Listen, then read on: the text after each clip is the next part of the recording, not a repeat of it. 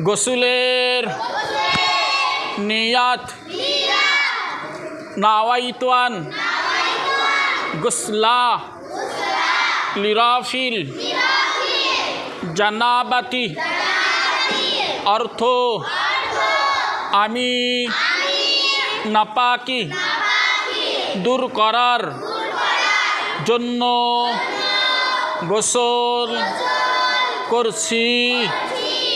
গোসলের মধ্যে ফরজ তিনটি।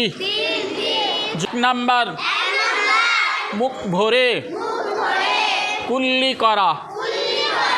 2 নাম্বার নাকের নরম মাংস পর্যন্ত পানি পৌঁছানো।